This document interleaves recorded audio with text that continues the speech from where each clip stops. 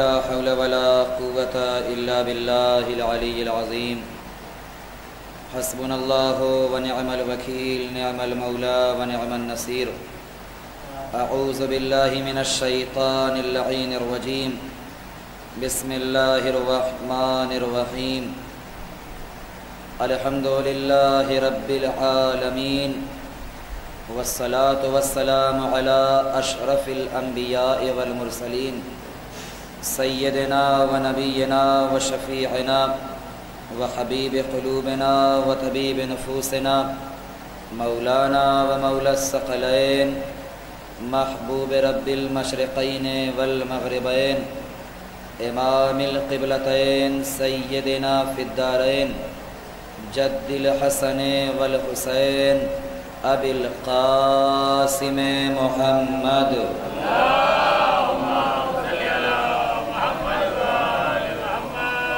وعلى أهل بيته الطيبين الطاهرين المعصومين المظلومين المنتخبين المنتجبين الذين أذهب الله عنهم الرجس وطهرهم تطهيرا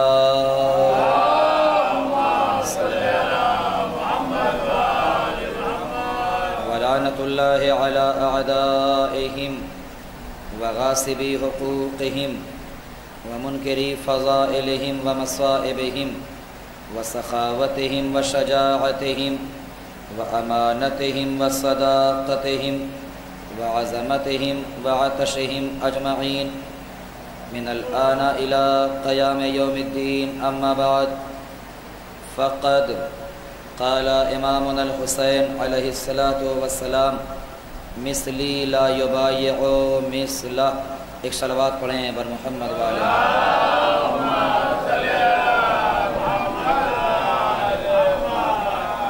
حضرات گرامی قدر سامعین کرام بزرگان مذہب و ملت برادران ایمانی و اسلامی میری آواز آپ تک پہنچ رہی ہے نا بس کافی ہے جس حدیث حضرت سید الشہداء حضرت ابا عبداللہ حسین علیہ السلام کو سرنامہ سخن کے طور پہ ذکر فرمایا ہے خدا بند عالم مجھے اس کا ثواب تلاوت کا عطا فرمائے اور آپ کو اس کی سماعت کا ثواب عطا فرمائے۔ یہ مولا حسین علیہ السلام کا ایک ایسا جملہ ہے کہ جو رہتی دنیا تک فراموش نہیں کیا جا سکتا، بالخصوص جو حسینی ہیں انہیں تو بالکل نہیں بھولنا چاہیے کہ ہمارے امام کیا کہہ رہے ہیں، اس لیے کہ یہ جو امام کا قول ہے بہت توجہ سنیے گا۔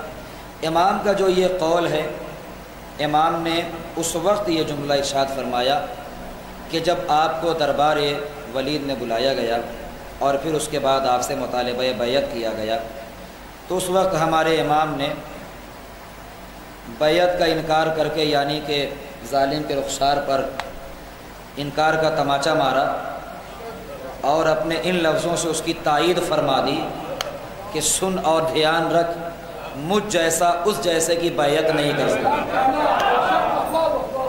کیا کہا؟ مجھ جیسا اس جیسے کی بیعت نہیں کر سکتا۔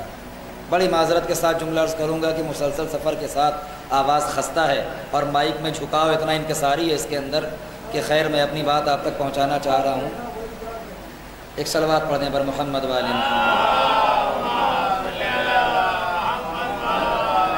بہت مولا آپ کو آباد رکھیں، سلامت رکھیں، اس کی جزا عطا فرمائیں۔ حضرت سید الشہداء آپ کو سلامت رکھیں انشاءاللہ۔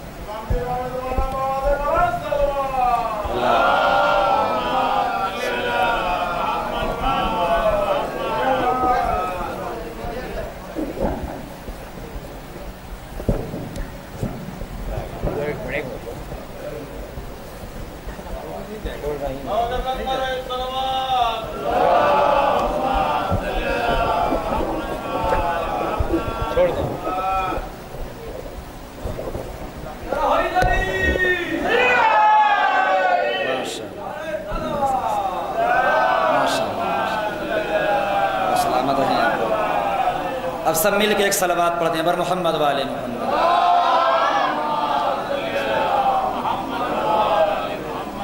تو اب یہ میں جو آپ کے سامنے ایک تمہیدی گفتگو بطور اجمال 2 منٹ کے اندر رکھنا چاہتا ہوں، اس کا مقصد یہ ہے کہ آنے والی پوری تقریر اسی 2 منٹ پر منحصر ہوگی کہ جب امام سے مطالبہ بیعت کیا گیا تو امام نے اس مطالبے کا جو جواب دیا ہے وہ ان لفظوں میں جواب دیا کہ سن اور سمجھ اور دھیان رکھ کہ مجھ جیسا اس جیسے کی بیعت نہیں کر سکتا۔ اور اس کے علاوہ امام نے ایک جملہ اور کہا ہے کہ اگر تجھے بیعت کا مطالبہ کرنا ہے مجھ سے تو یہ رات کے وقت بیعت کا مطالبہ کیوں کر رہا ہے؟ پھر امام نے کہا سن، یہ بیعت اتنا کوئی معمولی معاملہ تو ہے نہیں کہ جو رات کی تاریکی میں سمٹایا جائے۔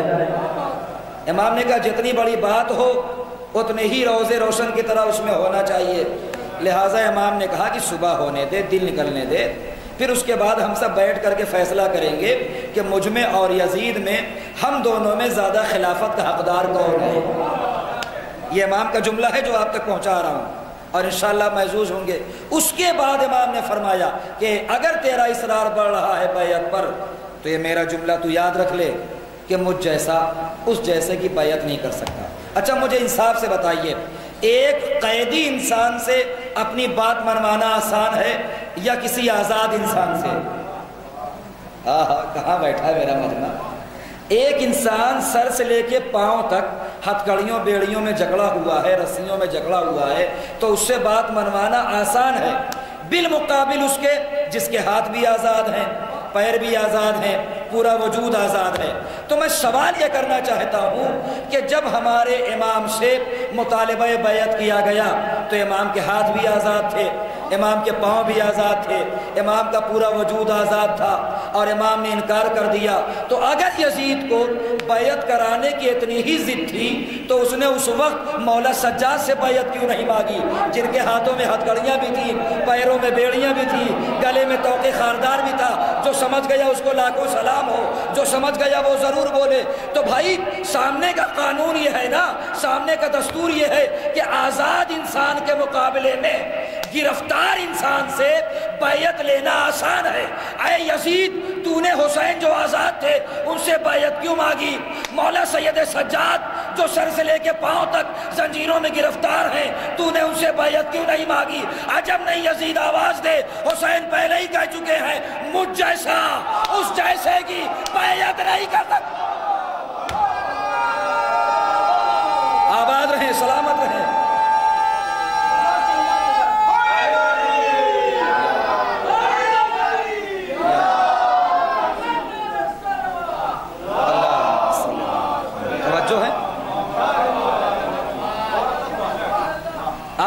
آپ اس نہج پہ ذرا غور فرمائیے، اس نقطے پہ ذرا غور فرمائیے کہ 2 لوگ ہیں ہمارے سامنے، کس سے اپنی بات منوانا آسان ہے؟ ہر انسان یہ کہے گا مولانا جو بیچارہ مجبور ہے، مظلوم ہے، اس کو تو ڈانٹ پھٹکار کر کے اپنی بات اس سے منوائی جا سکتی ہے۔ یزید یہ تو کر کیا رہا ہے؟ تو نے حسین سے بیعت مانگی، حسین نے کیا نہیں، اب ان کے بیٹے کو تو نے گرفتار کر لیا ہے اور اسیر کر لیا ہے، جی تو تیرا دربار ہے، تیرے سپاہی ہیں، میں کیا عرض کر رہا ہوں، تیری حکومت ہے، ارے کوئی بات نہیں، تو کوفے میں نہیں بیعت مانگ رہا ہے مولا سجاد سے، اپنے گھر میں بیعت مانگ لے، یہاں کیوں نہیں بیعت مانگتا ہے؟ تو عجب نہیں آواز دے کہ دیکھو یہ دیکھنے میں تو سر سے لے کے پاؤں تک زنجیروں میں جکڑا ہوا ہے، لیکن اس کا خیال حسین کا خیال ہے، اس کے جذبات حسین کے جذبات ہیں، اس کے حوصلے حسین کے حوصلے ہیں، اور اس کے اندر کا جو دل ہے اس میں حسین حسین دھڑک رہا ہے، اس میں حسین حسین دھڑک رہا ہے۔ میں نے کہا کیوں؟ کہنے لگا کیونکہ مولا سجاد وہ ہے جو حسین کا خون ہے۔ بھائی ذرا سلسلے کو ملائیے گا، مولا سجاد وہ ہیں جو حسین کا خون ہے، اور حسین وہ ہیں جو علی کا خون ہے۔ ارے میں کیا کہہ رہا ہوں بھائی، ذرا سا توجہ، مولا سجاد حسین کا خون، حسین علی کا خون۔ جب حسین سے بیعت کی گئی تو حسین نے کہا سن، جب میرے باپ نے اس کے باپ کی بیعت بیٹھے ہو، جب میرے باپ نے اس کے باپ کی بیعت نہیں کی تو میں اس کے بیٹے کی بیعت کیسے کر دوں؟ عجب نہیں یزید نے یہی سوچا ہو کہیں سید سجاد بھی یہی جواب نہ پلٹ دے کہ جب میرے باپ حسین نے یزید کی بیعت نہیں کی تھی تو اس کا بیٹا سجاد۔ ذرا سلسلے کو ملائیے میرے عزیزوں، آپ محظوظ ہوں گے، اور میں جو عنوان لے کے چل رہا ہوں انشاءاللہ اس کو نبھانا چاہتا ہوں۔ کیا کہا؟ مجھ جیسا، یزید جیسے کی بیعت نہیں کر سکتا۔ ایک جواب تو یہ بھی بنتا تھا، بزرگان بیٹھے ہوئے ہیں، ایک جواب تو یہ بھی بنتا تھا کہ میرے مولا کہہ دیتے کہ حسین یزید کی بیعت نہیں کرے گا، بنتا تھا یا نہیں؟ بالکل سیدھا سیدھا جواب تھا، لیکن میرے مولا حسین نے ایسا کچھ نہیں کہا۔ کیا کہا؟ حسین جیسا، یزید جیسے کی۔ یہ جو امام نے جیسا بولا نا، اس جیسے میں یہ بھی پتہ چل گیا کہ حسین کیسا ہے اور یزید کیسا ہے۔ ارے کہاں بیٹھے ہیں آپ قسم خدا کی؟ اس میں یہ بھی پتہ چل گیا، مولائی لوگ بیٹھے ہوئے ہیں، کہ حسین کیسے اور یزید کا کردار کیسا۔ مجھ جیسا یزید جیسے کی بیعت نہیں کر سکتا۔ میں نے کہا میرے مولا کہہ دیجئے نا کہ حسین یزید کی بیعت نہیں کرے گا۔ میرے مولا نے کہا کہنے کو تو کہہ دوں، لیکن اگر میں نے یہ کہہ دیا کہ حسین یزید کی بیعت نہیں کرے گا تو دنیا والے یہ سوچیں گے یہ لڑائی صرف اور صرف حسین اور یزید کے درمیان کی ہے۔ لیکن جب میں نے کہا مجھ جیسا، تو اب دنیا والے سوچنے پہ مجبور ہوں گے کہ کربلا کی جنگ صرف یزید اور حسین کے درمیان کی نہیں تھی، بلکہ حسین جیسوں کی اور یزید جیسوں کے درمیان کی جنگ تھی۔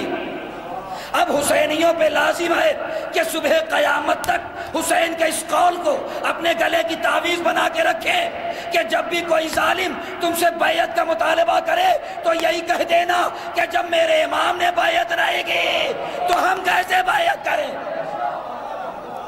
یہ تمہیدیں آپ کے ذہن میں اگر رہیں گی تو میں انشاءاللہ آپ کو ایک منزل تک لے کے جاؤں گا۔ اچھا، اب اس کے بعد کیا ہوا آپ ذرا غور فرمائیے گا جو میں عرض کرنا چاہتا ہوں۔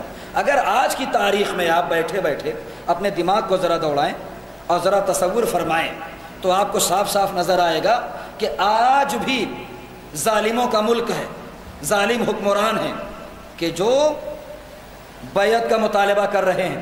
سامنے کی مثال ہے وہ سپر پاور جس کے سامنے ہر ملک گھٹنا ٹیکنے پہ مجبور ہے۔ بھیا ذرا جملہ سنیے گا، جس کے سامنے سارے ممالک ڈرے ہوئے ہیں، وہ جو کہتا ہے فوراً جی حضور جی حضور، جی جی کرنے میں لگے ہوئے ہیں اور باتیں مان لیتے ہیں۔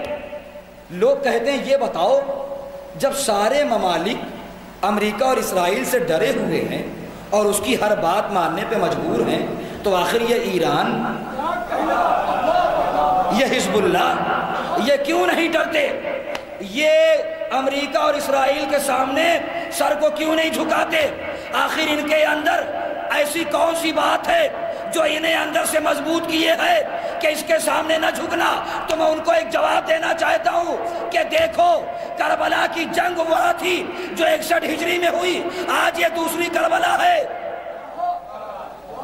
جو یہاں ہو رہی ہے۔ اور رہ گیا یہ سوال کہ آخر یزید نے جو بیعت کی، جو بیعت مانگی، اسی طرح سے آج اسرائیل امریکہ بیعت مانگ رہا ہے، لیکن ایران بیعت نہیں کر رہا ہے۔ تو اس کی بنیادی وجہ یہی ہے، حسین نے کہہ دیا تھا جو میرے جیسا ہوگا یزید جیسے کی بیعت۔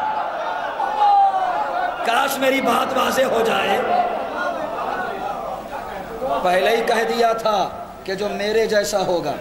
ورنہ بتائیے جہاں پہ سارے ممالک اور ایسے ایسے ممالک جن کے پاس کسی شے کی کوئی کمی نہیں، جو اپنے آپ میں بڑے مضبوط ہیں، وہ جو ہے اس کے سامنے جھک رہے ہیں۔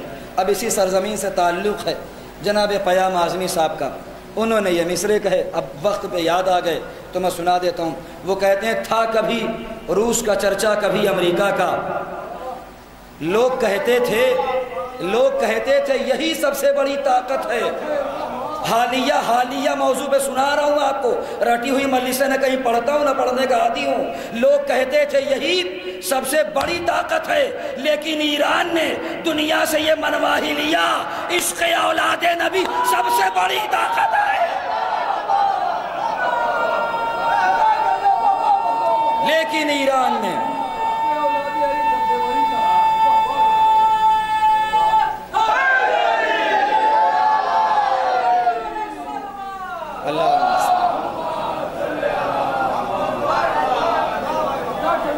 بھائی تھوڑا حالات حاضرہ پہ بولنے کی کوشش کر رہا ہوں، کیونکہ ضروری ہے کہ آج آئینہ دکھایا جائے ان لوگوں کے جو زمینیں بیچ رہے ہیں، زمین خرید رہے ہیں۔ ذرا محسوس کریے گا میرے جملوں کو۔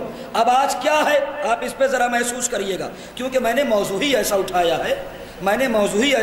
ہے جس میں سب کچھ سمٹ کے آ جائے گا۔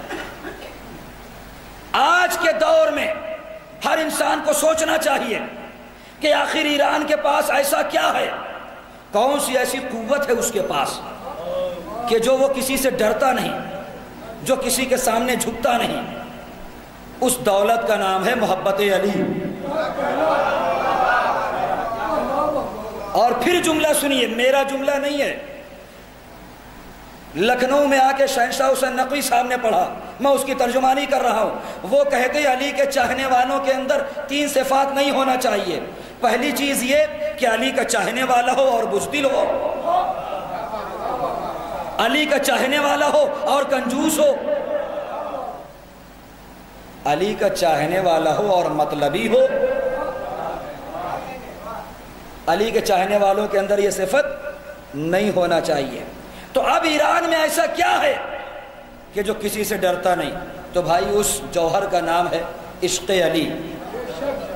اب ایک جملہ دھیرے سے کہہ دوں، دیکھتا ہوں کیسے آپ سنتے ہیں، ساری باتوں کا خلاصہ کروں، بات زیادہ نہ پھیلے، کہ اتنا یاد رکھیے، اگر آج ایران نہ ہوتا، سن لیجئے جملہ، اگر ایران نہ ہوتا چچا تو دنیا کو پتہ ہی نہ چلتا کہ امریکہ کتنا بڑا بزدل ہے۔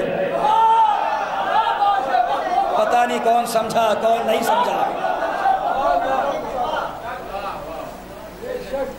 توجہ ہے، یہ بزدلی کی علامت ہے اس کی۔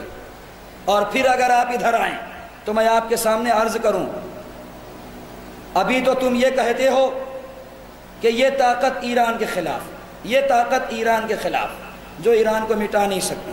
میں کہتا ہوں بھائی 2 ملکوں کی بات نہیں ہے، اگر پوری دنیا کے ممالک ایک ساتھ ہو جائے اور دنیا کے ممالک، پوری دنیا کے ممالک، کنٹریز کی طاقتیں ایک ساتھ ایران کے خلاف استعمال کی جائیں، تب بھی ایران کو مٹایا نہیں جا سکتا۔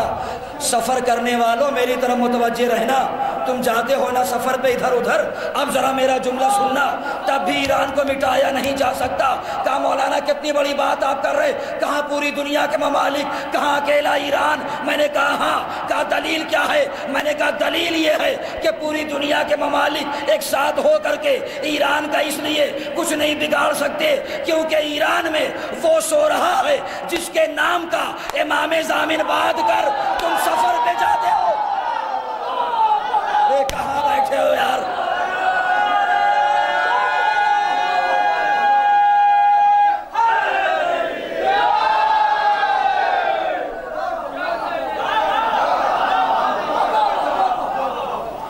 جس کے نام کا امام ضامن باندھ کر، طوفان آ رہا ہے تو آنے دو، خطرات ہیں تو آنے دو۔ توجہ ہے کیوں؟ اس لیے کہ اس کے نام کا سکہ باندھا ہے کہ جس کی ضمانت میں پوری دنیا ہے۔ بھائی یہ امام ضامن 2 ہی موقع پہ باندھی جاتی ہے، اب جملہ سمجھنا آپ کا کام ہے۔ امام ضامن 2 ہی موقع پہ باندھی جاتی ہے، ایک سفر کے موقع پہ، ایک عاشورے کے دن۔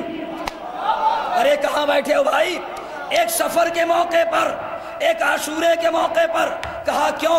میں نے کہا سفر کے موقع پر اس لیے باندھی جاتی ہے تاکہ سفر میں جو مشکلات ہے اس سے ڈر نہ لگے۔ عاشورے کے دن اس لیے باندھی جاتی ہے اگر سامنے سے کوئی یزید آ جائے تو ڈرنے کی ضرورت نہیں ہے۔ توجہ ہے شمیم بھائی؟ اب آپ محسوس کریے میرے عزیزوں کہ یہ قوت ہمارے بھی دلوں میں ہے، یہ صفت ہمارے اندر بھی ہے کہ ہم حسین کے عزادار ہیں، مولا کے موالی ہیں، علی کے عاشق ہیں، علی کے محب نہ بننا، علی کے عاشق بننا۔ محبت میں عشق میں فرق ہے۔ محبت جہاں پہ دم توڑتی ہے وہاں سے عشق کا آغاز ہوتا ہے۔ کاش میری بات واضح ہو جائے۔ جہاں پہ محبت دم توڑتی ہے وہاں سے عشق کا آغاز ہوتا۔ بھیا جملہ سنیے گا، سنبھالیے گا۔ ابھی تک جب سے کائنات بنی، جب سے جناب آدم کا وجود سامنے آیا، تب سے لے کے آج تک، ابھی تک حقیقی عشق صرف 2 مرتبہ ہوا ہے۔ جملہ نظر کر رہا ہوں قسم خدا کی، ابھی تک عشق حقیقی صرف 2 مرتبہ ہوا ہے۔ ایک مرتبہ اللہ نے بندے سے عشق کیا، دوسری مرتبہ بندے نے خدا سے عشق کیا۔ اور یہ کہاں بیٹھے ہیں آپ؟ ایک مرتبہ خدا نے بندے سے عشق کیا، دوسری مرتبہ بندے نے خدا سے عشق کیا۔ اور سنیے، جب اللہ نے عشق کیا بندے سے تو کائنات بنا ڈالی، اور جب بندے نے خدا سے عشق کیا تو کائنات لٹا ڈالے۔ ہائے ہائے ہائے ہائے ہائے، کائنات لٹا ڈالی میرے عزیزو۔ کون مقابلہ کرے گا اہل بیت کا؟ انہوں نے عشق خدا میں کیا نہیں دیا ہے جی، انہوں نے عشق خدا میں کیا نہیں لٹایا ہے۔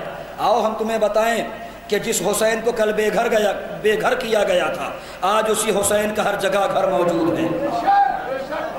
نہیں دلیل دے دوں، دنیا کا کوئی امیر انسان تو ایسا لے کے آؤ جس کا دنیا کے ہر ملک میں گھر ہو۔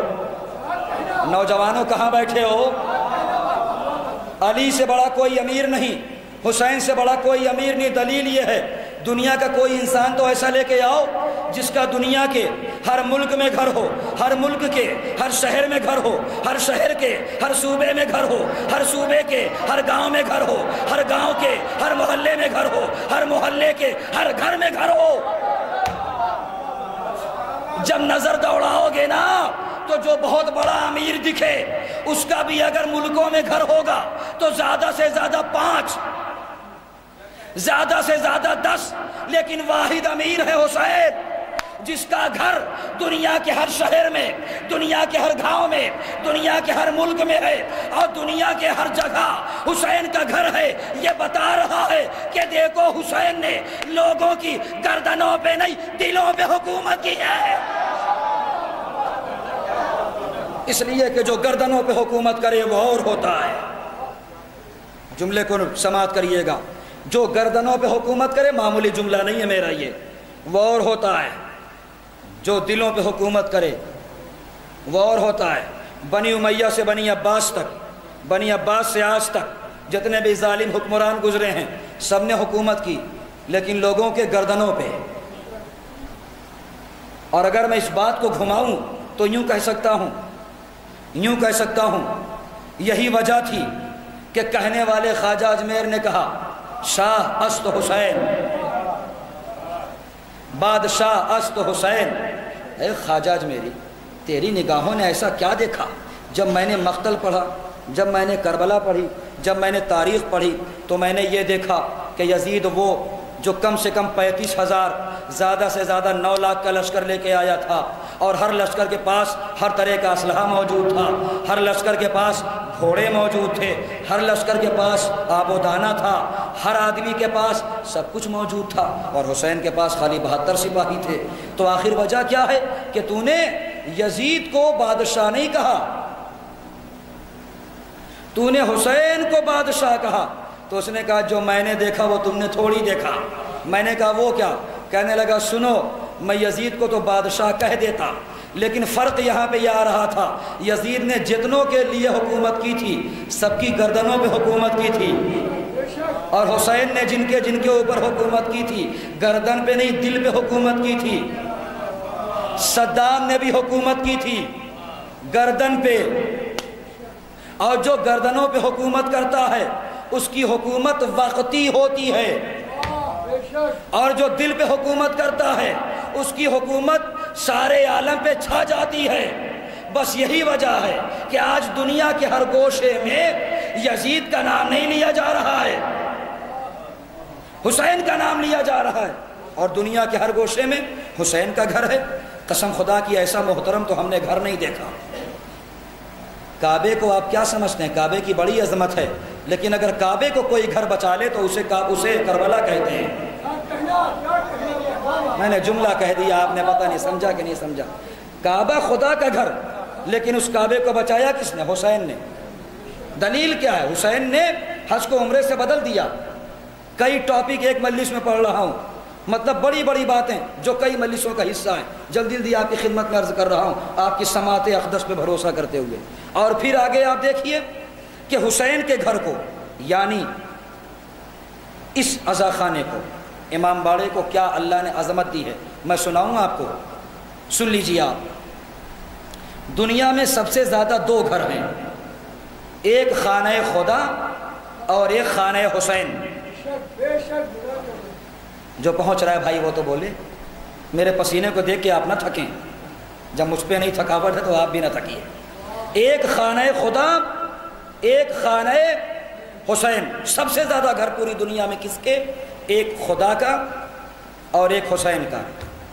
بھیا جملہ کہوں، اس نفرتوں بھری دنیا میں جہاں پہ کوئی اتنا بڑا آدمی اتنے بڑے کو پہلو میں نہیں بٹھانا چاہتا، ارے کہاں بیٹھے ہو بھائی، کہاں بیٹھے ہو قسم خدا کی، جہاں پہ کوئی رئیس کسی غریب کو منہ نہیں لگاتا، جہاں پہ کوئی صاحب اقتدار کسی بوریا نشی کو ہاتھ سے مصافحہ کرنے پہ تیار نہیں ہوتا، وہاں پہ ان دونوں گھروں کا معجزہ سناؤں، خانہ خدا کا، خانہ حسین کا، کہ اگر مسجد نہ ہوتی تو کوئی کسی سے مصافحہ کرنے پہ تیار نہ ہوتا، اور اگر مجلس نہ ہوتی تو کوئی امیر کسی غریب کو پہلو میں بٹھانے پہ آمادہ۔ یہ کمال ہے ان دونوں گھروں کا، یہ کمال ہے ان دونوں گھروں کا۔ اللہ کے گھر نے حسین کو پہچنوایا اور حسین کے گھر نے خدا کو بچایا۔ بات پہنچ رہی ہے آپ تک؟ متوکل کا نام کس نے نہیں سنا ہے؟ کتنا ظالم و جابر بادشاہ گزرا جی، دیکھیے جو میں عنوان لے کے چل رہا ہوں اسی پر رہوں گا انشاءاللہ، توجہ چاہوں گا آپ کی۔ کتنا ظالم و جابر بادشاہ گزرا ہے متوکل۔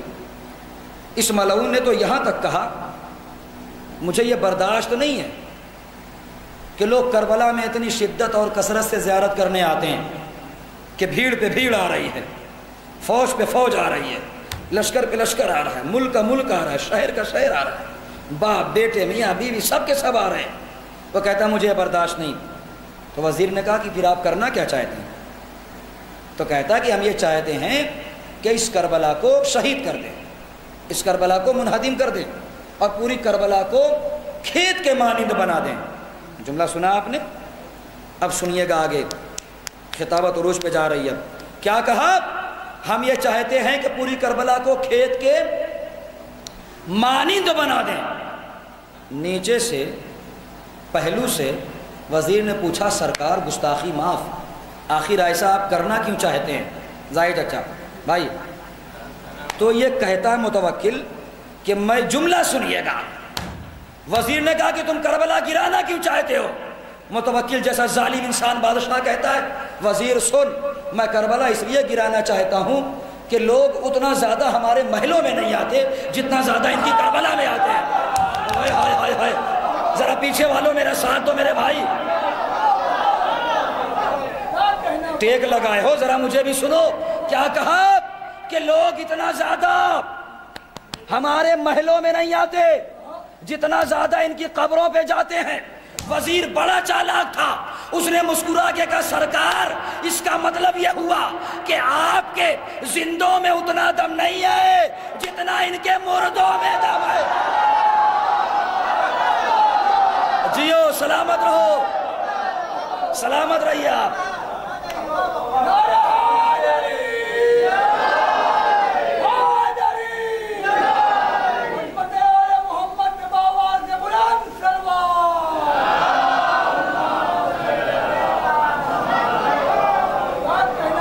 سلمان بھائی ذرا دیکھیے گا نزاکت کو، قسم خدا کی۔ کیا کہا؟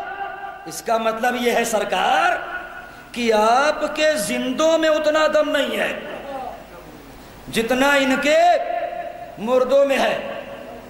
ایک مرتبہ جھجلایا اور جھجلا کے کہتا ہے وزیر سن، کچھ بھی ہو میں تو کربلا گرا کے رہوں گا، میں تو کربلا میں دیکھتا ہوں آپ کیسے سنتے ہیں، کتنا جذبہ ہے تعمیر عزا خانہ اور امام باڑے کا آپ کے اندر۔ کیا کہتا ہے کہ وزیر سن، میں تو کربلا کو گرا کے رہوں گا، کربلا کو گرا کے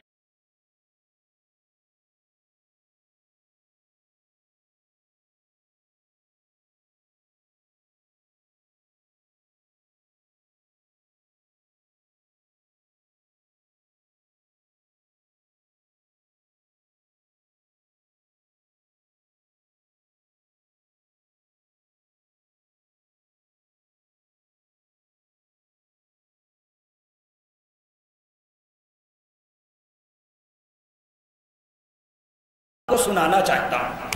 یہ قوم پیسے کو پیسہ نہیں سمجھتی حسین کے لیے، اما یہی وجہ ہے کہ ہم غم میں جتنا پیسہ خرچ کرتے ہیں اتنا لوگ خوشی میں نہیں کرتے۔ اور واضح کر دوں، دوسری قومیں ہنسنے کے لیے اتنا نہیں خرچہ کرتی، بزرگان تو بولیں، دوسری قومیں ہنسنے کے لیے اتنا نہیں خرچہ کرتی جتنا ہم لوگ رونے کے لیے کرتے ہیں، جتنا ہم لوگ رونے کے۔ ایک نوجوان 8 ربیع الاول کے بعد اپنے گھر سے نکلا، بیچارہ بیگ کو اپنے کاندھے پہ لادے ہوئے چلا جا رہا ہے، بھاگا جا رہا ہے۔ میں دوڑا اس کے پیچھے گیا بھائی، میں نے اس کو روکا، اس کی کلائی پکڑی، میں نے کہا کہاں جا رہے ہو، کہاں جا رہے ہو؟ اس نے کہا قبلہ میں کمانے جا رہا ہوں۔ دوسرا ملا، میں نے کہا تم کہاں جا رہے ہو؟ کہہ رہا مولانا میں کمانے جا رہا ہوں۔ تیسرا ملا، تم کہاں جا رہے ہو؟ کہہ رہا میں کمانے جا رہا ہوں۔ 10 سے پوچھا کہاں جا رہے ہیں آپ؟ کوئی کہہ رہا ہے اسٹیشن، کوئی کہتا ہے ایئرپورٹ، کوئی کہتا ہے بس اسٹاپ، کہاں؟ کمانے جا رہے ہیں۔ وہ سب نوجوان میری نظروں میں بیٹھ گئے۔ ادھر ذی الحجہ کا مہینہ آیا، بقرعید گزری، ایک ایک کر کے سب آنے لگے میری نگاہوں میں، اور میرے ذہن میں سب کے چہرے سیف تھے، سب کے چہرے محفوظ تھے۔ میں نے آنے والوں کا پھر ہاتھ پکڑا، ایک ایک کا ہاتھ پکڑ کے کہا کیوں آ گئے؟ اس دن تو گئے تھے کمانے، اب کیوں آ گئے؟ جتنے سے پوچھا انہوں نے سب نے یہی جواب دیا، مولانا اس دن کمانے گئے تھے اور آج لٹانے آئے ہیں۔ ہائے ہائے ہائے، جس کا عقیدہ اجازت ہے اس دن لٹانے، اس دن کمانے گئے تھے، آج حسین پر لٹانے آئے ہیں۔ تمہارے جگہ کی، تمہارے مقدس مقامات کی سارے خرچے ایک طرف، ہمارے 2 مہینہ 8 دن کی اگربتی کا خرچہ ایک طرف۔ تمہیں ابھی پتا کیا کہ حسین کون ہے؟ اور سنو، ہم یہ سوچ کے کبھی خرچہ ہی نہیں کرتے، ہم یہ سوچ کے کبھی خرچہ ہی نہیں کرتے کہ شب داری میں 1 لاکھ جا رہا ہے، مجلس میں 20,000 جا رہے ہیں، جلوس میں 5 لاکھ جا رہا ہے۔ ہم یہ سوچ کے خرچہ ہی نہیں کرتے، ہم تو بس یہ جانتے ہیں کہ ہم جتنا بھی دے رہے ہیں، پہلی بات تو یہ کہ محفوظ ہو رہا ہے، نہیں ہو رہا ہے، ہو رہا ہے نا تو بولیے، پہلی بات تو یہ کہ محفوظ ہو رہا ہے، دوسری بات یہ جتنا دے رہے ہیں کل مولا پلٹا دیں گے، اور یہ حقیقت ہے۔ کسی نے کہا راستہ یہ بھی ہے، شمیم بھائی، شاعر صاحب، ناظم صاحب، میرے محترم بھائی، راستہ یہ بھی ہے جلدی امیر ہونے کا، غم حسین میں سب کچھ لٹا دیا جائے۔ اس عزا خانے سے یہ بات کہہ کے جا رہا ہوں کہ اتنا یاد رکھیے گا، یہی فرش عزا، یہی منبر اور یہی ذکر آپ کو زندہ رکھے ہوئے ہیں، ورنہ قسم خدا کی اتنی بڑی دنیا میں اگر حسین نہ ہوتے تو ہماری کوئی پہچان نہ ہوگی۔ میں نے کئی جگہوں پہ جملہ کہا، میں آج یہاں بھی کہہ رہا ہوں، جو لوگ ہیں وہ محسوس کریں گے، بڑے پڑھے لکھے لوگ ہیں، وہ میرا جملہ سمجھیں گے، انشاءاللہ مجھے داد و تحسین سے نوازیں گے۔ آپ کے شرف کے لیے، عزاداروں کے لیے، نوجوانوں تم سے مخاطب ہوں، بزرگوں میرے بزرگان، میں آپ سے مخاطب ہوں سب سے، کہ دنیا کے ہر قوم میں، تمہاری قوم میں جانتے ہو کیا فرق ہے؟ کہ دنیا کے ہر قوم کی پہچان اپنے گھر سے ہوتی ہے، آہا کیا خاموشی ہے. دنیا کی ہر قوم کی بھائی، ہر انسان کی پہچان کہاں سے ہوتی؟ گاڑی سے، شیروانی سے، ٹوپی سے، اقتدار سے نہیں. دنیا کے یہ کس کا گھر ہے؟ فلاں صاحب کا. یہ کس کا گھر ہے؟ نام لکھا ہوا ہے. اس لیے دلیل دے رہا ہوں، دنیا کی قوموں میں اور آپ میں یہی تو فرق ہے کہ دنیا کی ہر قوم کی پہچان اپنے ذاتی گھر سے ہوتی ہے. واحد قوم ہے قوم شیعہ، جس کی پہچان اپنے گھر سے نہیں حسین کے گھر سے ہوتی ہے. آپ کی پہچان حسین کرا رہے ہیں. آپ جو نعرہ لگاتے ہیں نا، نعرہ حیدری یا حسینیہ زندہ باد کا نعرہ، اس نعرے کو کوئی ہلکے میں نہ لے. بسا اوقات کچھ جگہوں پہ نعرہ لگانے والوں کو کچھ لوگ بڑی ٹیڑھی نظروں سے دیکھتے ہیں. میں ان سے یہ عرض کرنا چاہتا ہوں کہ جو خوش نصیب ہے وہ نعرہ لگا رہا ہے، آپ خفا نہ ہوں.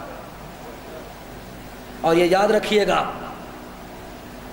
دلیل کے علاوہ میں کوئی گفتگو کرتا ہی نہیں. آپ نے محسوس کر لیا ہوگا حسینیت ایک ایسا نعرہ ہے نا جس نے بتاؤں کیا کیا بچایا. اب سنیے آپ، یہ ہے لا الہ الا اللہ، یہ ہے محمد الرسول اللہ، یہ ہے علی ولی اللہ. اس لا الہ الا اللہ کو محمد الرسول اللہ نے بچایا. پتہ نہیں کہاں ہے لوگ. اس لا الہ الا اللہ کو محمد الرسول اللہ نے بچایا. پھر لا الہ الا اللہ محمد الرسول اللہ کو علی ولی اللہ نے بچایا. قسم خدا کے اتنے بڑے بڑے جملے. لا الہ الا اللہ محمد الرسول اللہ کو علی ولی اللہ نے بچایا. لا الہ الا اللہ محمد الرسول اللہ علی ولی اللہ کو حسینیت نے بچایا. اب جملہ سنیے، جو لا الہ الا اللہ محمد الرسول اللہ علی ولی اللہ کو بچائے اسے حسین کہتے ہیں، اور جو حسین کو بچائے اسے زینب کہتے ہیں. ہائے ہائے ہائے ہائے ہائے، کہاں بیٹھا ہے میرا مجمع؟ چچا ذرا سا توجہ، ہاتھوں کو اٹھانے کی کوشش کریں. بہت توجہ، بغیر دلیل کے بات نہیں کروں گا. شاباش، سلامت اللہم صلی اللہ علیہ. بھائی توجہ ہے، حسینیت نے سب بچایا.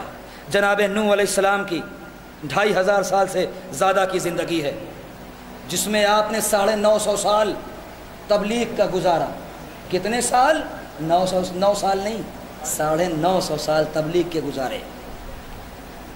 950 سال تبلیغ کی. اٹھائیے اپنے من کی تاریخ اٹھائیے، سنی تاریخ اٹھائیے، شیعہ تاریخ اٹھائیے. حوالہ میرے پاس سب کا ہے. اس میں یہ لکھا ہوا ہے، جس اللہ کے نوح جیسے نبی نے 2500 سال عمر پانے کے بعد، 950 سال تبلیغ کرنے کے بعد، اتنی جفا کشی کے بعد، زحمتیں برداشت کرنے کے بعد، نتیجہ کیا؟ 950 سال کی تبلیغ کا نتیجہ یہ کہ صرف 80 لوگ ایمان لے کے آئے. کتنے؟ 80 لوگ ایمان لے کے آئے. 950 سال کی تبلیغ کا نتیجہ. اب مجھے بتاؤ، وہ 950 سال کی تبلیغ کا وزن زیادہ ہے یا حسین کے ایک سجدے کا؟ اللہ اکبر. بڑا محترم نام ہے جناب نوح کا. آپ ہی کی تو کشتی تھی جس نے بتا دیا کون اللہ والا ہے، کون اللہ والا نہیں ہے. اور اسی کشتی سے مثال رسول نے دے دی کہ مثل اہل بیت کمثل سفینۃ نوح، کہ میرے اہل بیت کی مثال سفینہ نوح کے مانند ہے. من رکبہا نجا ومن تخلف عنہا غرق وہوا، جو سوار ہو گیا وہ بچ گیا، اور جس نے ذرا سا بھی بقراتی دکھائی، اکڑ دکھائی، چاہے نوح کا بیٹا ہی کیوں نہ ہو. ابا کہہ رہے تھے بیٹا بچو گے نہیں. بیٹا اتنا قابل بن رہا تھا، ابا میں پہاڑ پہ بنا لوں گا. اما پہلے ہی دن سنت لکھ دی گئی کہ جب نوح کے بیٹے کو، جب نبی کے بیٹے کو پہاڑ نہ بچا پایا تو نبی کے صحابیوں کو پہاڑ کیا بچائے. یہ قرآن ہے، ان میں یہ بات لکھی ہوئی ہے کہ جو سوار ہو گیا وہ بچ گیا. آج میں نہیں کہہ رہا ہوں، آپ کا نبی کہہ رہا ہے کہ ان کی مثال اہل بیت کی سی ہے. جو اس میں سوار ہو گیا وہ نجات پا گیا، اور جس نے ذرا سے بھی روگردانی کی وہ شخص ہلاک ہو گیا۔ علامہ ذیشان حیدر جوادی صاحب کا نام تو بزرگوں نے میرے سنا ہوگا، ہے نا، پڑھے لکھے لوگ موجود ہیں۔ نوجوانوں کو بتانا چاہتا ہوں، بھائی سنیے، نوجوان بھائی سنیں، خاص کر کے بزرگوں سے دعا، آپ سے داد۔ ذیشان حیدر جوادی صاحب نے اپنی کتاب میں لکھا، وہ یہ کہتے ہیں کہ آج کے زمانے میں ضروری یہ ہے کہ جتنا زیادہ ہو سکے امامت پڑھی جائے اور جتنا زیادہ ہو سکے غدیر کو پڑھا جائے۔ ان سے پوچھا گیا کیوں؟ وہ مسکرا کے کہنے لگے، سنو میاں، اگر غدیر کو نہ بھلایا گیا ہوتا تو کربلا وجود میں نہ آتی۔ کیا قیمتی جملہ ہے، قسم خدا کی۔ اما ہم جیسا جاہل اگر قلم اٹھائے تو نہ جانے کتنے پیج اس پہ لکھ دے گا، اور آپ تو پڑھیں مجھ سے زیادہ۔ کیا کہا کہ اگر غدیر کو سمجھ لیا گیا ہوتا تو کربلا وجود میں نہ آتی۔ اب سنیے آگے، آپ اب آگے سنیے۔ آیت اللہ محمد تقی بہجت اور دیگر آیت اللہ نے یہ فتویٰ دیا کہ محرم کی تیاری بعد میں کرو، پہلے غدیر کی تیاری کرو، تاکہ لوگوں کو پتہ تو چلے کہ محرم سے پہلے یہ خوشی کیوں۔ اور جب وہ سوال کریں گے تب ہم انہیں یہی جواب دیں گے کہ اگر ہمارے بھائیوں نے یہ خوشی منا لی ہوتی تو محرم پیدا ہی نہ ہوتا۔ ہائے ہائے ہائے ہائے ہائے، میں کیا کہہ گیا، میں کیا کہہ گیا بھائی۔ اگر ہمارے بھائیوں نے یہ خوشی منا لی ہوتی تو محرم کا غم وجود میں نہ آتا۔ یہ خوشی لوگوں سے برداشت ہی نہیں ہوئی۔ اچھا آپ ذرا غور فرمائیے، ہوا کیا؟ صرف یہی تو ہوا کہ جن لوگوں کے اندر تمنا تھی امام اور خلیفہ بننے کی، ان کی تمناؤں پہ پانی پھیر دیا گیا، اور علی کو اللہ کی اجازت سے، اللہ کے حکم سے مولا بنا دیا گیا۔ جی اب یہ ولایت ملی کس سے؟ ولایت اسے ملی، اور آج بھی انہی کی نسلوں میں ولایت ہے جنہوں نے غدیر میں علی کی ولایت کو قبول کیا تھا۔ کہاں چلا گیا میرا جملہ؟ جن لوگوں نے غدیر میں علی کی ولایت قبول نہیں کیا تھا وہ مر جائیں گے لیکن کبھی علی کو چاہ نہیں سکتے۔ مر جائیں گے وہ، لیکن کیونکہ اللہ کا وعدہ ہے یہ کہ ہم علی کی محبت کو ہر کس و ناکس کے دل میں نہیں رکھتے۔ اما جب آپ کسی پسندیدہ چیز کو صبح تک محفوظ رکھنے کے لیے کسی خراب ظرف میں نہیں رکھتے، کیوں؟ اس لیے کہ اگر ظرف خراب ہوگا تو چیز خود بخود خراب ہو جائے گی۔ تو اللہ علی کی مقدس ولایت کو کسی نجس ظرف میں کیسے رکھے گا؟ وہ تو اسی ظرف میں رکھے گا جو طیب و طاہر ہو، جو پاک و پاکیزہ ہو۔ اب علی کی ولایت جسے ملی اس کی ذمہ داریاں بھی بہت زیادہ ہیں۔ ولایت کا مطلب کیا ہے؟ ولایت کا مطلب یہ کیا ہے؟ کبھی ہم نے غور کیا؟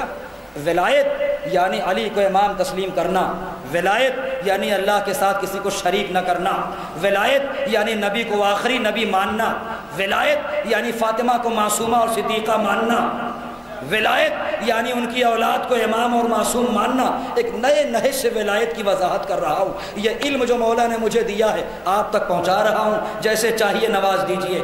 ولایت یعنی اللہ کی توحید میں فرق نہ آنے پائے، ولایت یعنی رسول کی رسالت پہ شک نہ آنے پائے۔ یہی وجہ ہے جن کے اندر ولایت نہیں تھی انہوں نے رسول پہ ہذیان کا فتویٰ دیا۔ ہائے ہائے ہائے ہائے ہائے ہائے، جن کے اندر ولایت نہیں تھی، علی کی ولایت نہیں تھی، انہوں نے رسول پہ ہذیان کا فتویٰ دیا، کیونکہ ولایت جو اندر ہوگی وہ رسول پہ شک نہیں کرنے دے گی۔ ولایت یعنی رسول کو شک سے دور رکھنا، ولایت یعنی فاطمہ کو خالی فاطمہ نہ ماننا، کیا ماننا؟ صدیقہ ماننا۔ یہ ہیں سچے۔ آج لوگ پتہ نہیں کس کو کیسے لوگوں کو مقابلے میں لے کے آتے ہیں۔ آپ دیکھیے محمد کے مقابلے میں مرزا غلام احمد قادیانی کو لے کے آئے، کمال کی بات ہے، جاہل انسان مرزا غلام احمد قادیانی کو۔ ارے یار ذرا عقل کا استعمال کرو، کہاں ہمارا محمد، کہاں مرزا غلام احمد قادیانی جیسا گنہگار انسان علی کے مقابلے میں کیسے لوگوں کو لے کے آ رہے ہیں، جو جنگوں سے بھاگ رہے ہیں، جو منافقت کا سرغنہ ہیں، جن کے اندر حلال حرام کی تمیز نہیں ہے۔ علی کے مقابلے میں ایسوں کو بعد لانا، پہلے قمبر کے مقابلے لے کے آؤ۔ کیسے کیسے لوگوں کو لا رہے ہیں۔ اب میں یہاں سے آج ایک فتویٰ دے کے جا رہا ہوں، وہ سنیے آپ، خطابت کا فتویٰ، مسئلے کا فتویٰ نہیں، خطابت کا فتویٰ سن لیجئے گا، آخری منزل ہے یہ۔ اما سنیے، یہ آپ کے یہاں بھی نہیں پڑھا کبھی سرکار؟ ہاں، یہاں پہلی دفعہ پڑھ رہا ہوں، پورے علاقے میں پہلی دفعہ پڑھ رہا ہوں۔ محمد ہیں سچے، قرآن کہہ رہا میرا محمد صادق ہے۔ علی ہیں سچے، نبی نے کہا علی صدیق اکبر ہیں۔ اما محمد نے تو یہاں تک کہا کہ جو علی کے علاوہ کسی اور کو صدیق مانے اس سے بڑا جھوٹا ہی کوئی نہیں ہے۔ فاطمہ ہیں سچی، حسن ہیں سچے، حسین ہیں سچے۔ قانون بنا کے جا رہا ہوں خطابت کا آج۔ پنجتن پاک کی فضیلت ایک نئے نہج سے پڑھنا چاہتا ہے آپ کا یہ ادنا سا ذاکر۔ محمد ہیں بھائی سچے، اور سچوں کے مقابلے جو آئے وہ ہے جھوٹا۔ ارے جب ایمانداری کی بحثیں محلے میں ہوتی ہیں تو یہی تو کہا جاتا ہے، اما تم سے بڑا بے ایمان کون؟ سامنے والے کو بے ایمان کہنے کا مطلب کہ ہم ایماندار، کیونکہ یہی تو ہوتا ہے کہ دونوں میں سے کوئی نہ کوئی تو ایک بے ایمان ہوگا، ایک کوئی نہ کوئی صاحب ایمان ہوگا، ایماندار ہوگا۔ تو وہی تو میں قانون بنا رہا ہوں بھائی کہ محمد ہے سچے، ان کے مقابلے میں نوجوانوں اپنے بازوؤں کو غازی عباس کے بازوؤں کا صدقہ سمجھنا، اور جملہ پہنچ جائے تو مولا کے حق میں بولنا ضرور، اس لیے کہ اتنا یاد رکھنا، جو یہاں پہ علی کے حق میں بولے گا علی قبر میں اسی کے حق میں بولیں گے۔ محمد ہیں سچے، اور سچوں کے مقابلے جو ہے وہ ہے جھوٹا، اور جھوٹے پہ قرآن کیا کہہ رہا ہے؟ اللہ کی لعنت۔ بڑی صفائی سے گزرنا چاہتا ہوں، اتنا صاف نہیں ہوں جتنی صفائی سے گزرنا چاہتا ہوں۔ محمد ہے سچے، ان کے مقابلے جو آئے وہ ہے جھوٹا، اور جھوٹے پہ ہوتی ہے اللہ کی لعنت۔ علی ہیں سچے، ان کے مقابلے جو آئے وہ ہے جھوٹا، اور جھوٹے پہ ہوتی ہے اللہ کی لعنت۔ بولنا آپ کا کام ہے۔ فاطمہ ہیں سچی، ان کے مقابلے جو آئے یا جو آئیں وہ ہے جھوٹا اور وہ ہے جھوٹی، اور جھوٹوں پہ ہوتی ہے اللہ کی لعنت۔ حسن ہیں سچے، حسن کے مقابلے جو آئے وہ ہے جھوٹا، اور جھوٹوں پہ ہوتی ہے اللہ کی لعنت۔ حسین ہیں سچے، سچے کے مقابلے جو آئے وہ ہے جھوٹا، اور جھوٹے پہ ہوتی ہے اللہ کی۔ اس اتنے بڑے سہمسا کے مجمع کو لے کر کے گواہ بنا رہا ہوں، یہ سب ہیں سچے، ان کے مقابلے جو آئے وہ ہے جھوٹا، جھوٹوں پہ ہوتی ہے اللہ کی لعنت۔ اے ذاکر نائک، اتنا یاد رکھ، تو یزید پلید کو اللہ کی لعنت سے بچا سکتا ہے، عزاداروں کی لعنت سے نہیں۔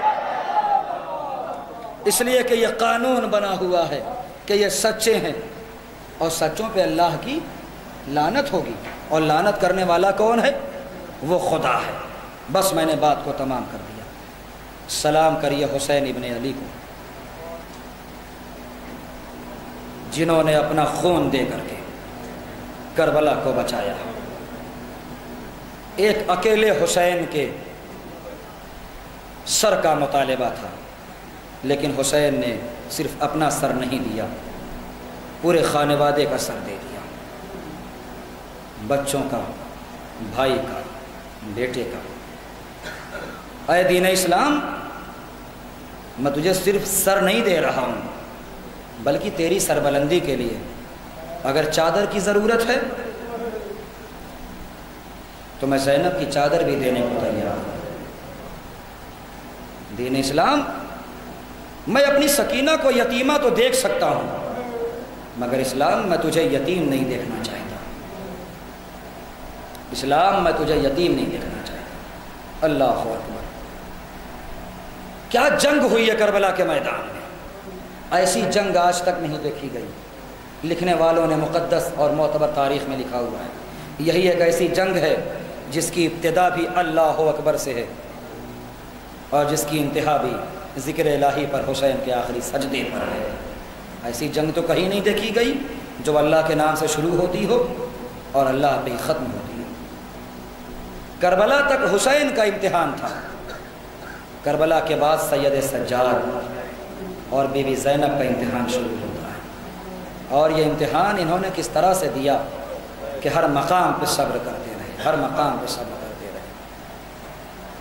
رہ گئی دشت میں تنہا تو وطن یاد آیا، بی بی زینب سلام اللہ علیہ۔ رہ گئی دشت میں تنہا تو وطن یاد آیا، پانی پایا تو ہر ایک تشنہ دہن یاد آیا۔ ارے لے کے ہر چیز مدینے سے چلی تھی زینب، بھائی کی لاش پہ پہنچی تو کفن یاد آیا۔ اللہ اکبر، بھائی کی لاش پہ پہنچی تو کفن یاد آیا۔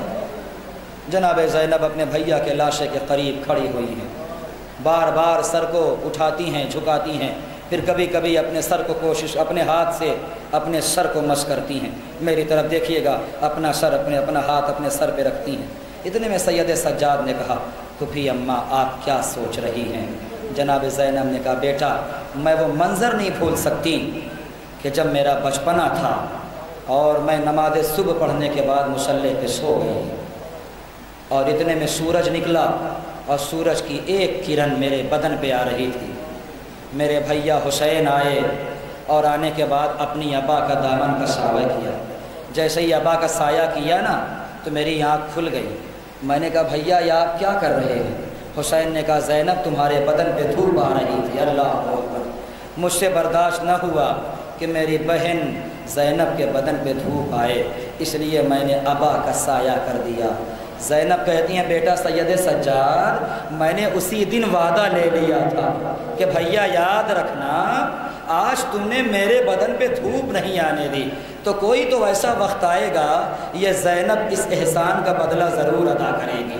روایت کہتی ہے جب جناب زینب مولا حسین کے بے کفن لاشے پہ پہنچی تو یہی سوچ رہی تھی کہ اے بھیا یہ زینب اتنی غریب ہو گئی کہ اس کے سر پہ ایک چادر بھی تو نہیں ہے۔ اجرکم اللہ، ایک چادر بھی نہیں ہے جو تمہاری لاش پہ اڑا سکے۔ بس عزادارو، زینب نے چھوٹے چھوٹے بچوں کو سنبھالا، زینب نے خود اپنے آپ کو سنبھالا۔ اب میں ایک روایت کا سہارا لینا چاہتا ہوں کہ سب کو سنبھالنا آسان تھا لیکن سکینہ کو سنبھالنا سب سے بڑا مشکل تھا، اس لیے کہ جب حسین جا رہے تھے نا تو حسین نے کہا تھا، زینب میں سکینہ کو بطور امانت دے کے جا رہا ہوں، اے میری بہن زینب تم سکینہ کو بھولنا نہیں۔ روایت کے جملے ہیں عزادارو، میں کیسے بیان کروں؟ مدینے کا ماحول ہے، ایک تاجر آتا ہے جو گوشوارے بیچ رہا تھا، ہو سکتا ہے میں یہیں پہ مسائل تمام کر دوں، جو 2 گوشوارے بیچ رہا تھا۔ مولا حسین نے اسے اپنے قریب بلایا، قریب بلانے کے بعد کہا، اے تاجر تو مجھے 2 گوشوارے دے دے۔ اس نے 2 گوشوارے نکالے اور حسین کے حوالے کیے، حسین نے فوراً اس کی قیمت ادا کر دی۔ پھر میرے مولا نے کہا تو 2 گوشوارے اور دے دے۔ اس نے 2 گوشوارے اور دیے، آپ کے آقا حسین نے اس کی بھی قیمت دے دی۔ عزادارو یہ تصور کر کے سننا، یہ تصور کر کے سنیے گا کہ جن کے بھی گھر میں چھوٹے چھوٹے بچے رہتے ہیں، جب ماں باپ کبھی بازار جاتے ہیں تو یہی کوشش کرتے ہیں بیٹی کے لیے کچھ لے لیں، بیٹے کے لیے کچھ لے لیں تاکہ ہماری بچی ہم سے خوش ہو جائے۔ اپنی بچی کی خوشیوں کو دیکھنے کے لیے ماں باپ سب کرتے ہیں۔ روایت کہتی ہے حسین تو سکینہ کی خوشی دیکھنا چاہتے ہیں نا۔ میرے مولا نے اس سے 2 گوشوارے اور لیے، اس کی قیمت دی۔ جب وہ جانے لگا امام نے اسے واپس بلایا اور کہا، سن یہ جو تو نے 2 گوشوارے آخر میں دیے اسے رکھ لے اور اس کی قیمت بھی رکھ لے۔ اس نے کہا، مولا میں یہ پہلا ایسا خریدار دیکھ رہا ہوں جس نے مجھ سے گوشوارے خریدے اور واپس کر رہا ہے تو قیمت بھی۔ میرے مولا نے کہا، سن تجھے پتہ ہے میں تجھے 2 گوشوارے الگ سے کیوں دے رہا ہوں؟ اس نے کہا، کیوں مولا؟ امام نے فرمایا، سن اگر تجھے کہیں کوئی یتیمہ نظر آئے تو تجھے میری سکینہ یتیمہ کا واسطہ ہے، اس کے کانوں میں گوشوارے پہنا دینا، میری سکینہ کو تسلی مل جائے گی۔ سن لیا عزادارو آپ نے؟ میں کہوں گا، اے میرے مولا آپ کو دوسروں کے یتیموں کا اتنا خیال، لیکن آپ کی بیٹی سکینہ جس کے کانوں سے گوشوارے سنیے گا عزادارو، آپ کی شہزادی سکینہ کے کانوں سے گوشوارے کیسے چھینے گئے ہیں۔ اللہ میری زبان میں قوت دے میں پڑھ سکوں۔ روایت کے جملے ہیں، خلی ملعون، اللہ اس پہ لعنت کرے، یہ ملعون نے دیکھا یہ 4 سال کی بچی ہے جس کے کانوں میں گوشوارے لٹک رہے ہیں اور چمکتے ہوئے خوبصورت سے گوشوارے۔ اس کے دل میں لالچ آئی، اس ملعون نے سوچا میں گوشوارے چھینوں۔ یہاں بی بی سکینہ کھڑی ہوئی ہیں، دور سے خولی سکینہ کے قریب آ رہا ہے۔ جیسے بی بی سکینہ نے دیکھا نا کہ خولی قریب آ رہا ہے، سکینہ پیچھے ہٹ گئی، خولی اور قریب آیا، سکینہ اور پیچھے ہٹی، خولی اور قریب آیا، سکینہ اور پیچھے ہٹی۔ ایک مرتبہ زہرا کی یہ پوتی کہتی ہے، او ظالم، اتنا یاد رکھنا میں فاطمہ کی پوتی ہوں، مجھے چھونے کی کوشش نہ کرنا، اس لیے کہ ہم نامحرم، ہمیں نجس ہاتھ کبھی چھو نہیں سکتا۔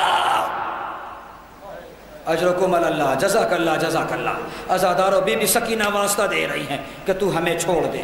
خولی کہتا ہے، اے بی بی، میں تجھ پہ کوئی ظلم نہیں کروں گا، بس مجھے یہ گوشوارے چاہیے جو تیرے کانوں میں ہیں۔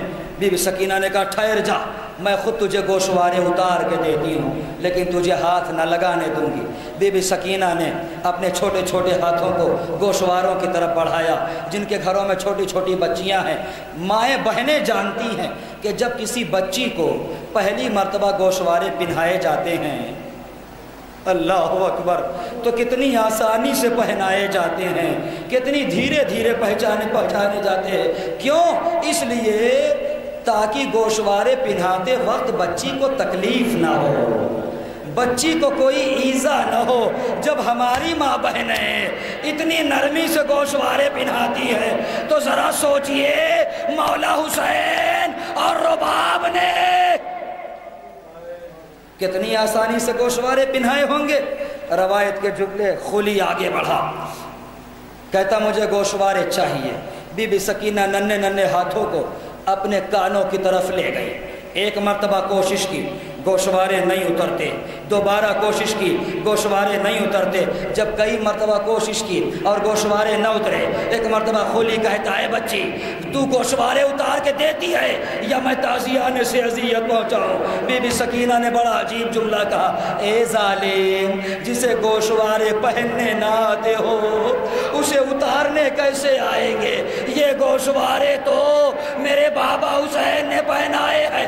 خولی آگے بڑھا، آگے بڑھنے کے بعد سکینہ کے کانوں سے گوشوارے چھینے، سکینہ کے کانوں کی لویں پھٹی، خون ٹپکنے لگا۔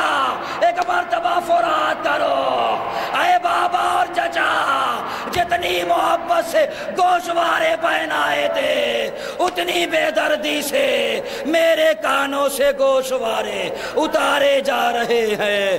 اے بابا ذرا کے دیکھیے، سکینہ کے کانوں سے خون بہ رہا ہے، ظالم کھڑا ہنس رہا ہے۔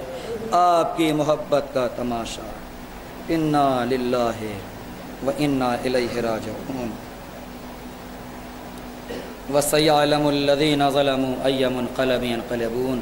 اللهم ارزقنا زیارت قبر الحسین فی الدنیا وشفاعت الحسین فی الآخرہ۔ یا اللہ اس مجلس اعزا کو قبول فرما، جو پریشان حال ان کی پریشانیوں کو دور فرما، ہم سب کے نیک دلی حاجات کو پورا فرما۔ یا اللہ مزارات مقدسہ کی حفاظت فرما۔ پروردگار تجھے تیری رحمت کا واسطہ عزاداروں کی اور عزاداری کی حفاظت فرما۔ ہمیں سوائے اپنے در کے، اہل بیت کے در کے کبھی کسی کا محتاج نہ ہونے دینا۔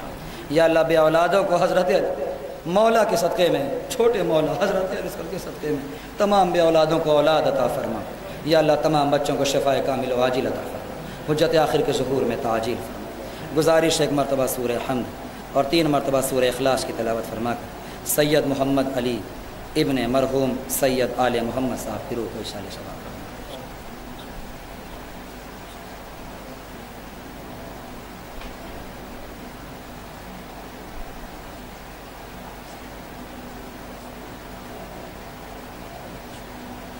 بسم اللہ الرحمن الرحیم۔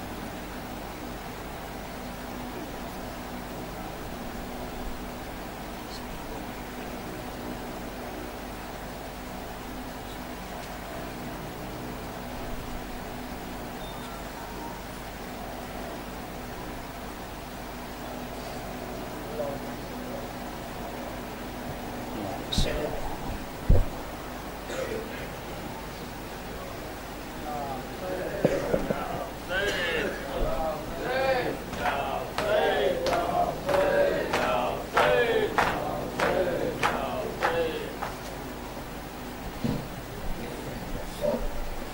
علیکم یا ابا عبداللہ، السلام علیکم ابن رسول اللہ، السلام علیکم ورحمۃ اللہ وبرکاتہ، السلام علیکم یا مولا یا غریب الغربا، السلام علیکم یا مولا الضعفاء والفقراء، السلام علیکم، السلام علیکم یا انس النفوس، السلام علیکم ایھا المدفون، السلام علیکم ورحمۃ اللہ وبرکاتہ، السلام علیکم یا مولانا یا صاحب العصر والزمان، الامان الامان الامان، السلام علیکم یا خلیفۃ الرحمن، السلام علیکم یا شریک القرآن، السلام علیکم یا امام الانس والجان، عجل اللہ تعالی فرجہ وسہل اللہ تعالی مخرجہ رضوان ورحمۃ اللہ وبرکاتہ، الفاتحہ مع صلی اللہ۔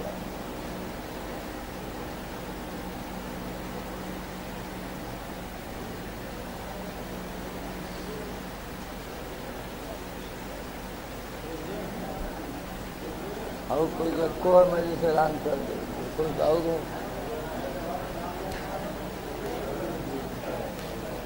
تبرک بار بار